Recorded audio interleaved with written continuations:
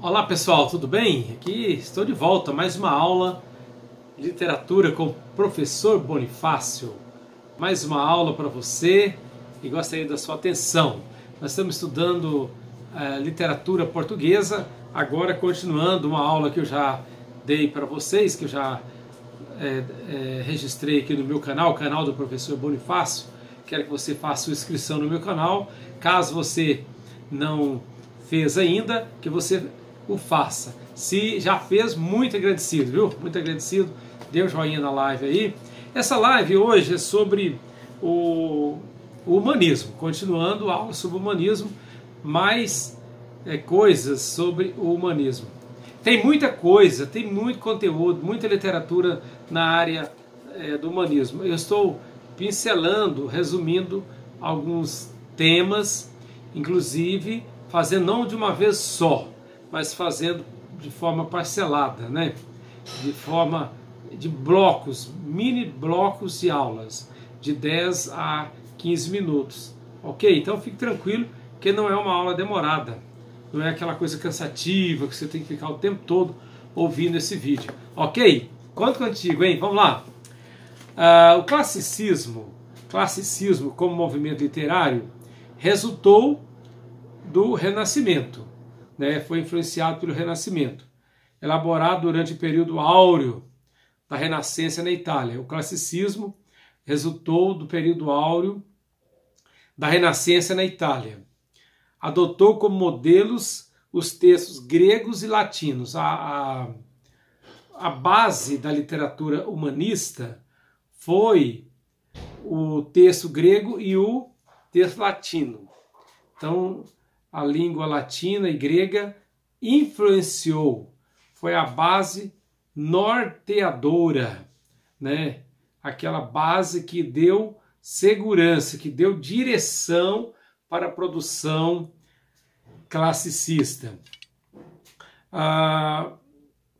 Para bem entendermos essa época literária, é importante conhecer os fatos que compunham o panorama histórico da Europa nesse período.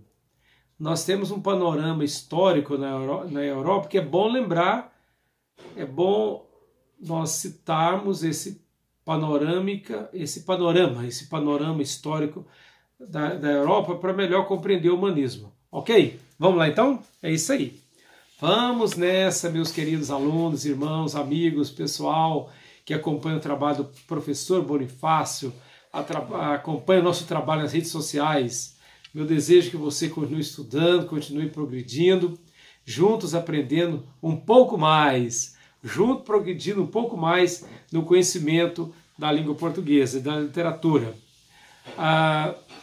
Nessa época do classicismo, houve uma transformação econômica fenomenal, exponencial na Europa, certo? Com a invenção de instrumentos de navegação e o aprimoramento de outros instrumentos, grandes navegações foram empreendidas.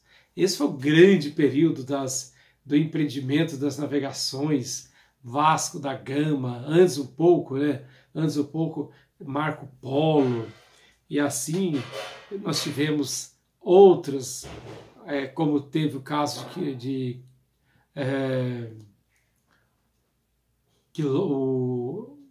o grande Pedro Álvares Cabral, né, outro aventureiro, foi um aventureiro, né, e um dos mais marcantes, um dos mais lembrados e aventureiro e navegador foi o Cristóvão Colombo. Cristóvão Colombo, hein? Esse foi muito importante nessa época das navegações mundiais, principalmente portuguesas. Então, e espanhóis, né? Os grandes reinos que propuseram esse trabalho, que de forma talvez até acidental, não tão planejado, mas de forma assim foram forçados a isso, e as circunstâncias e cultura da época, né, levaram a que Portugal e Espanha fossem grandes empreendedores da navegação daquela época. Então os portugueses e espanhóis obtiveram muitas riquezas com suas descobertas. Foram descobridores da América, descobridores de novos povos, de novas terras, e foram exploradores dessas terras. Isso que é incrível. Com o enriquecimento dos povos conquistados, com o enriquecimento dos povos conquistadores, o comércio sofreu um considerável avanço. Os conquistadores se enriqueceram. Países pobres, igual Portugal, ficaram riquíssimos com as riquezas das novas descobertas. E aí houve também, nessa época, a difusão dos conhecimentos das novas descobertas, do descobrimento novo, como John Gutenberg, né, dedicou-se à arte de imprimir. Seu trabalho mais importante foi a impressão da Bíblia.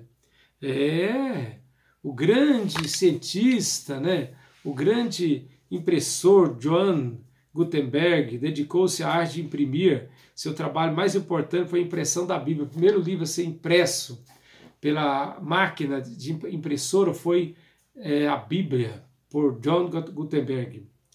Então, a descoberta da tipografia em meados do século XV é estimulada pela existência de um público em crescimento, para o qual já não bastava a reprodução manuscrita do livro. Mas essa invenção, de alcance a princípio insuspeito, além de mostrar a evidência, as possibilidades da técnica, acelerou prodigiosamente a difusão das ideias, né, dos pensamentos e das notícias, e constituiu-se em poderoso fator de transformação ideológica. Antes era muito mais demorado, muito mais lento as mudanças, né? A escrita era muito mais lenta, era muito mais vagarosa. Agora tinha transformações, né, poderosas, transformações grandiosas, não era? Transformações grandiosas através da imprensa. Isso na área da difusão de conhecimentos, não é verdade? É isso aí, meus amigos. Vamos que vamos. A outra grande influência do classicismo foi as artes. Olha, isso influenciou a literatura classicista de forma extraordinária. O classicismo teve uma influência poderosa. O aspecto mais saliente da Renascença não foi o fato de o artista ser um observador da natureza, mas o de a obra de arte ser uma espécie de estudo da natureza. O artista passou de observador para ser estudioso da natureza. Passou a ser estudioso da natureza. Certo? Sabe-se, por exemplo, que estudos sobre as proporções entre as partes do corpo humano estão por trás de obras de escultura e de pintura da época. Aos poucos, a arte se voltou para a realidade imediata, liberou-se dos dogmas da igreja. Então, a arte dessa época começou a ser feita para estudo do corpo humano, por exemplo.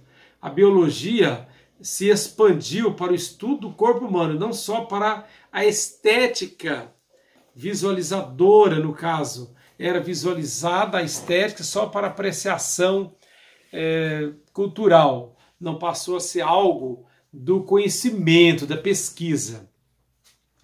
As formas de arte greco-romanas foram tomadas como modelos. A mitologia, por exemplo, era fonte de inspiração para as pinturas.